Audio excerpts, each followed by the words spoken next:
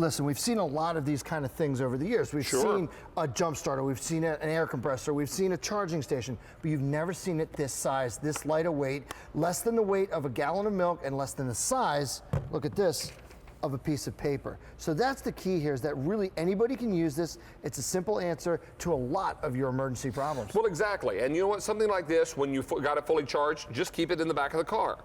Then that way, if you come out of the store and you realize, or out of work, and you realize that you have left your dome light on all day, and the car is not starting, you've now got an option to jump it without having to invite a stranger over to help you with your car starter, and no, nobody wants to do that. That's right. This is going to be perfectly easy to work with. Where do you want to begin? Yeah, I'm going to head over to the car here, and what I want to talk to you about is the first thing you said, 600 peak amps. What that means to you is that it can comfortably jumpstart a 4-cylinder, 6-cylinder car, and a good number of 8-cylinder cars as well. So some SUVs out there, depending on how far gone the battery is. Now, this is what we've used in the past. I'll show this to you. These are these rusty, horrible, awful jumper cables. The problem with them is, if you don't exactly know what you're doing, you can really do damage to your car, and you need another car to use them. Right. So to your point, you may have to go ask somebody that you don't know. A lot of people don't like to do that. Exactly. So what you have here is all of this power contained in this very small, less than 8-pound unit. So now, these are the jumper cables that are built in.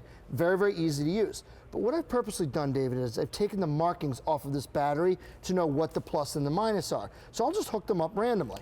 Well, as it comes to pass, I hooked it up wrong. You got it wrong. Well, the beautiful thing is no sparks, no fire, no damage to the car.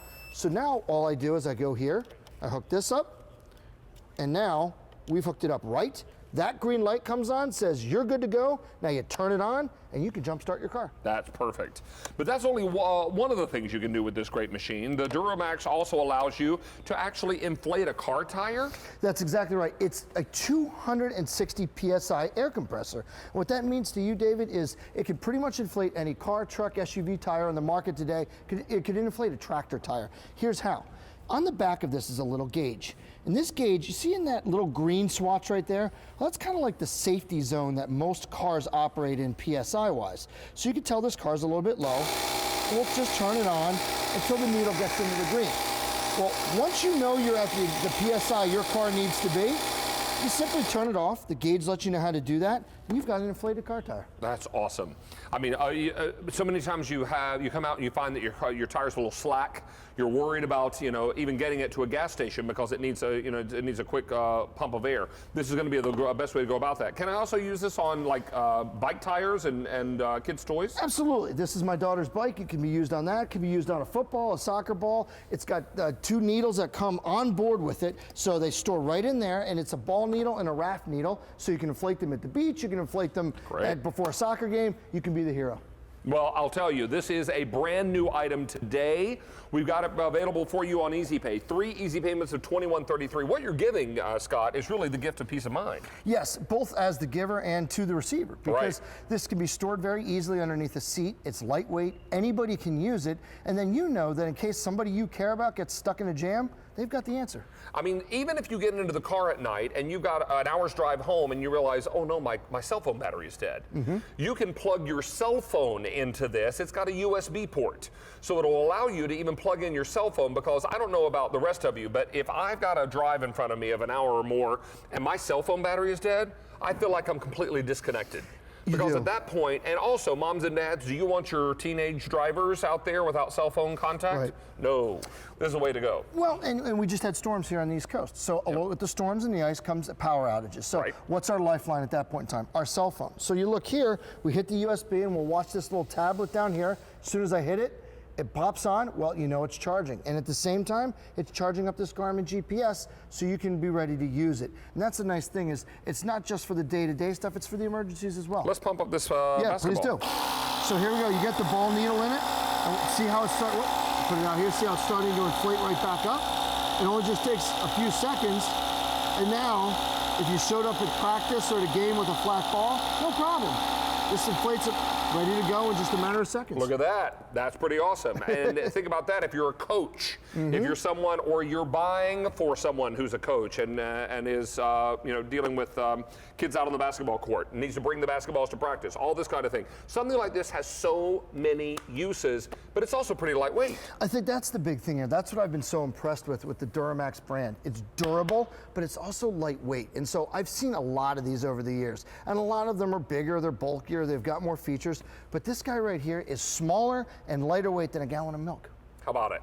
So we're talking for less than a gallon of milk, you're going to be able to jumpstart your car, inflate your car tire, charge your cell phone, pump up the kids' toys, even charge your tablet or your GPS. Don't miss out on this. We're busy on our phone lines. Everyone is realizing there is a better way to shop on this holiday weekend. I want to be home in front of my fireplace eating leftover turkey and stuffing. I do not want to be at the mall. No thank you, no how. I'm not walking around in a hot mall with my coat on. It's nasty. Nobody likes it. Okay, thanks. Let's go to the phones and welcome Missy in Louisiana. Hey, Missy, how are you?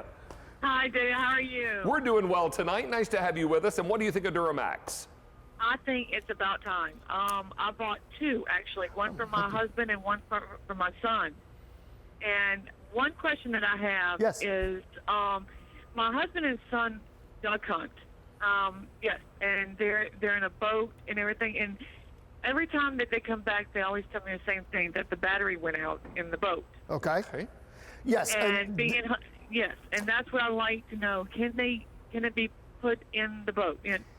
Absolutely. Now, I do want to let you know, I can't claim that it's waterproof for the boat, but what I can claim is that it will, because boat batteries are smaller than, for example, an SUV type battery. So this it will jump a boat battery? Absolutely could jump a boat battery, no question about it. It's great for the boat because you also have power. God forbid they get stuck out on the water and need to charge up a phone. It's actually perfect for a boat. Yeah, I mean, I would imagine you probably are concerned about them a lot when they're out on the water, particularly if they've got a battery that is, kind of faulty to begin with. So this is going to be a good way to go. Missy, I think it's a smart choice. The only thing they'll want to do periodically is recharge it. How often should this be recharged when it's not been used? Yeah, when you get it home, you want to charge it up for the first 24 hours. And then what will happen, the nice thing about it, David, is that you actually have a battery indicator that's built into it. So green is good, yellow is medium, red is time to recharge. So it actually tells you probably once every 30 to 60 days. And I'll tell you, Missy, I have a few portable power sources in my house because living here in the Northeast with snowstorms, we tend to have a lot of power outages in the wintertime. I keep mine,